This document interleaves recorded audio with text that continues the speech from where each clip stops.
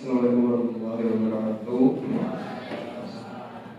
Yang terhormat Pak Aris Dera selaku dosen pemberdayaan dan serta rekan-rekan kelas saya yang berbahagia, baik dan panjang waktu.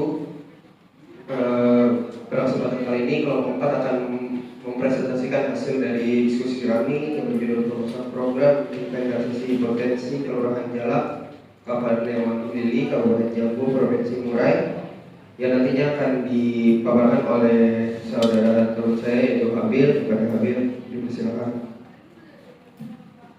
Ya, terima kasih atas waktunya. Yang pertama yaitu yang melatar belakang kami membuat program tersebut, yaitu Kelurahan Jalak berada di Kabupaten Wonogiri, Kabupaten Jambu, Provinsi Murai, memiliki potensi yang sangat besar untuk dikembangkan, namun pengembangan tersebut masih menghadapi berbagai kendala seperti keterbatasan fasilitas pendukung akibat akses jalan rusak dan konflik kepentingan di antara warga serta kegiatan penambangan batu pasir yang mengganggu kawasan wisata. Meskipun demikian, Kelurahan Jalak memiliki keindahan panorama alam berupa gunung, hutan serta keanekaragaman flora fauna yang menjadi daya tarik tersendiri. Melalui program pemberdayaan masyarakat, potensi ini diarahkan untuk mendukung pelaksanaan ekonomi lokal yang manfaatnya dapat dirasakan secara langsung oleh warga. Program tersebut juga bertujuan mendorong perubahan sosial ekonomi ke arah lebih baik sehingga pada akhirnya mampu meningkatkan kualitas hidup masyarakat dan menjaga serta melestarikan kekayaan alam yang ada. Berikut tujuan dari program, yaitu yang pertama menjadikan desa sebagai destinasi wisata alam dan edukasi. Tujuan ini mendorong desa menjadi tempat yang tidak hanya menyuguhkan keindahan alam, tetapi juga memberikan nilai tambah berupa edukasi kepada pengunjung. Yang kedua, meningkatkan pendapatan masyarakat dari sektor wisata. Tujuan ini langsung untuk membuka peluang ekonomi baru bagi warga desa. Yang ketiga, melibatkan anak muda dalam promosi dan pengelolaan wisata. Generasi muda merupakan aset penting dalam menjalankan dan menjaga keberlanjutan program wisata. Yang keempat, yaitu menggabungkan potensi alam dan teknologi untuk menarik wisatawan. Promosi wisata tidak lagi cukup dengan banner atau spanduk. Wisata alam desa harus juga bisa pendekatan modern dan visual yang menarik. Berikut programnya, yaitu yang pertama konservasi dan perawatan alam, yaitu menjaga kebersihan sungai, hutan, sawah, atau bukit agar tetap asli, yaitu cara kami melakukan gotong royong selama sekitar 1 bulan sekali. Yang kedua itu workshop alam, yaitu belajar menanam, membuat kompos atau menata tanaman yang akan dilaksanakan untuk pengunjung yang berkunjung ke desa tersebut yang nanti akan dilaksanakan oleh masyarakat sekitar, karena kita tahu masyarakat sekitar lebih mengetahui bagaimana cara menanam, membuat kompos atau menata tanaman. Yang ketiga, pelatihan pemandu wisata yang melibatkan pemuda desa sebagai tour guide. Yang nantinya kami sebagai mahasiswa di sana akan mengajarkan bagaimana menjadi tour guide yang baik serta dapat mengedukasi pengunjung. Yang keempat yaitu UMKM, produk lokal seperti batik, kerajinan, sebagai oleh dan lain sebagainya.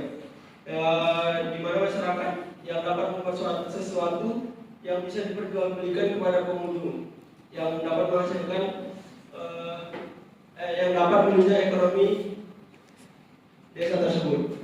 Yang terakhir yaitu branding desa wisata dengan membuat logo dan juga media sosial. Kenapa kami membuat logo? Sebagai identitas desa tersebut, agar desa tersebut dapat dikenal sebagai desa ekowisata alam, dan media sosial menjadi tempat kami untuk mengenalkan desa tersebut ke khalayak ramai. Yang berikut yaitu ruang lingkup. Program ini mencakup inventarisasi pada beberapa sektor utama, yaitu 1. Potensi ekonomi dan kewirausahaan, potensi produk unggulan lokal, peluang pengembangan pariwisata berbasis masyarakat, usaha mikro kecil dan menengah atau UMKM. 2. Potensi sumber daya manusia, keterlibatan masyarakat dalam pengelolaan wisata, kualitas masyarakat, kesadaran masyarakat terkait pariwisata berkelanjutan. Yang ketiga, potensi sosial budaya, kearifan lokal, nilai sosial masyarakat. 4. Potensi lingkungan, yaitu kondisi ekosistem, flora dan fauna, ketersediaan ruang terbuka, dan kelestarian lingkungan. Yang kelima, potensi infrastruktur dan aksesibilitas mobilitas, fasilitas umum, akomodasi, kondisi jalan dan transportasi menuju lokasi. Metode pelaksananya yaitu sebagai berikut. Yang pertama, pengumpulan data primer, survei lapangan, wawancara mendalam, dan kuesioner. Yang kedua, pengumpulan data sekunder, mengumpulkan data dari dokumen resmi kelurahan dan instansi terkait, yaitu peta administrasi wilayah, peta jaringan jalan, serta peta penggunaan lahan. Yang ketiga, analisis data, analisis deskriptif, kualitatif, dan kuantitatif, serta analisis SWOT. Yang keempat, penyusunan basis data dan laporan, penyusunan basis data digital dan laporan akhir. Waktu pelaksanaan program tersebut selama 5 minggu dan rincian jadwal sebagai berikut.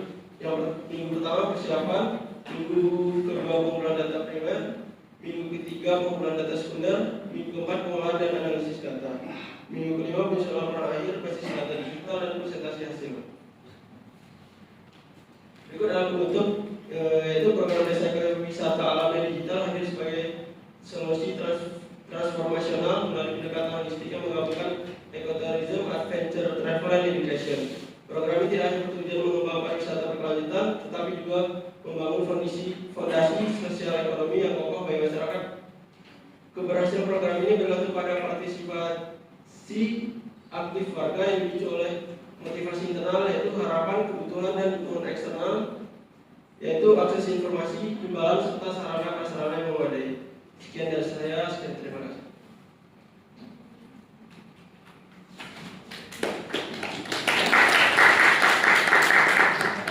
Baik, terima kasih kepada Pak Yedi Ketua Biro. Selanjutnya kepada pembahas 1, Mas Ridho Sandro, dipersilakan. Baik, terima kasih. Ini dari kepada saya. Terima kasih penjelasan dari kelompok 4. Boleh ditampilkan slide sebelum mengikut program. Oke.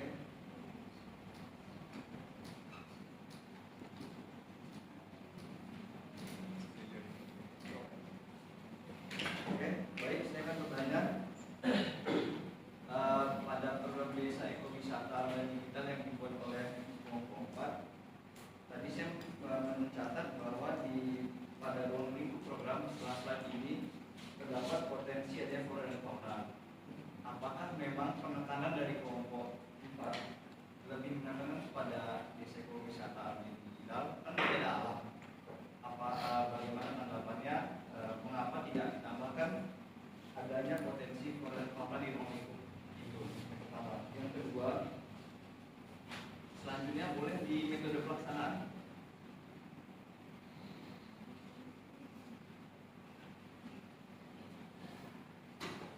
Slide berikutnya.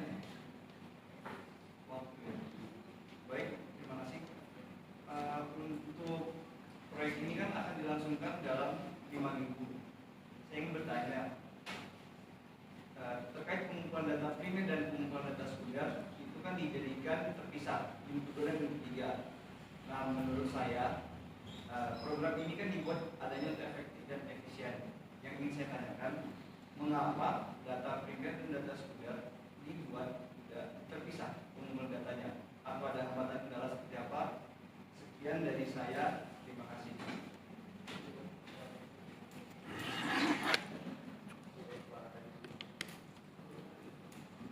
Baik, dari skip dulu ya Mas Ridho. Lanjut ke pembahas 2 pada Radha Sitangkap. Baik, terima kasih atas kesempatan dan waktunya. Saya ingin bertanya, jika pengelolaan dilakukan oleh masyarakat desa, maka bagaimana cara menanggulangi kegiatan-kegiatan yang menyimpang di dalam masyarakat seperti itu? Harga yang kadang tidak masuk akal, jika suatu pengelolaan diambil alih oleh Pemda, sempat pasti akan menimbulkan gejolak di masyarakat. Bagaimana win-win solution dari permasalahan ini?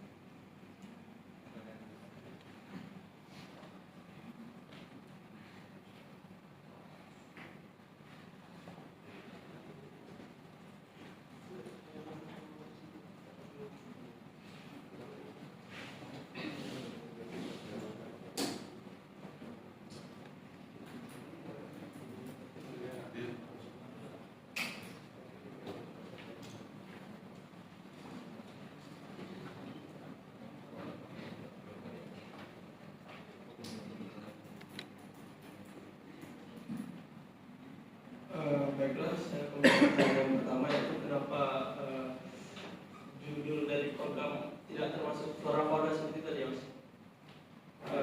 Karena kami tidak memasukkan judul tersebut, kami ingin agar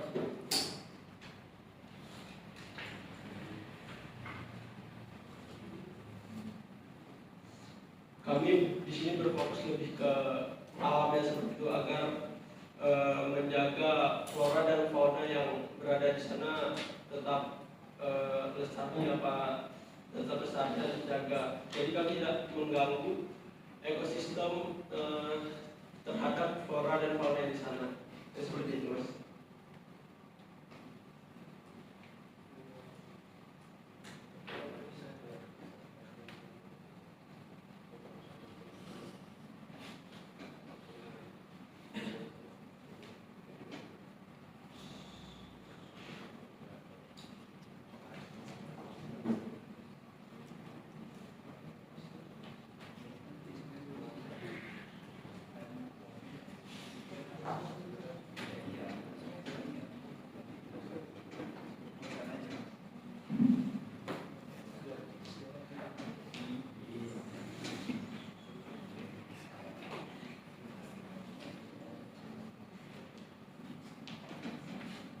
Ya, Mas Ridho, tadi yang kenapa jadi minggu pertama sama minggu kedua sama minggu ketiga, Mas, dipisah.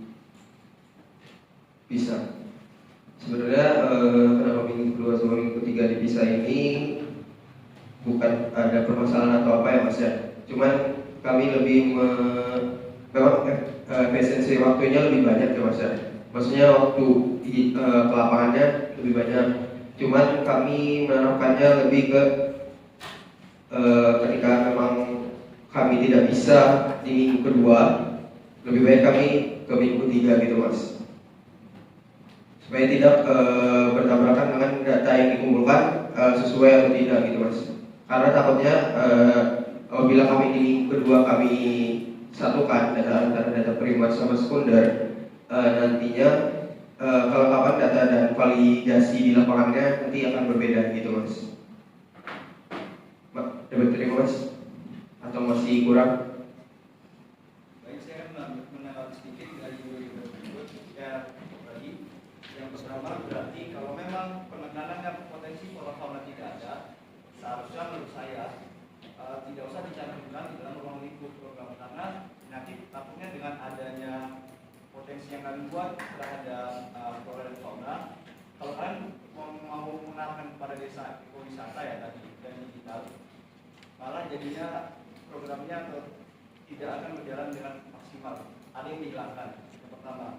Yang kedua, kalau memang demikian sesulit itu, menurut pandangan saya lebih akan sulit pada saat nanti akan pengolahan datanya, karena sepengalaman saya kalau mungkin pengumpulan data primer mungkin harus ada bertemu langsung dengan masyarakat atau desa setempat, karena tadi ada kondisi jalan mungkin bisa, tapi kalau data sekunder itu makan waktu, menurut saya itu kurang masuk akal. Mungkin seperti itu tanggapan dari saya. Terima kasih. Baik, terima kasih juga atas masukannya Mas Ridho.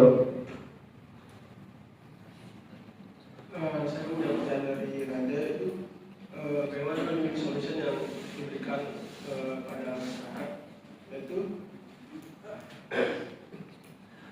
ketika keduanya sama-sama mendapatkan manfaat seimbang tanpa ada pihak yang merasa dirugikan, pemerintah sebagai fasilitator membuat kebijakan sekaligus pengawas agar ekowisata tersebut tetap berjalan dengan prinsip yang berkelanjutan. Dan terima kasih. Raja, oke. Baik, mungkin itu saja yang dapat disampaikan oleh kelompok 4, mohon maaf. Mungkin itu saja. Sekian, mohon maaf. Wassalamualaikum warahmatullahi wabarakatuh.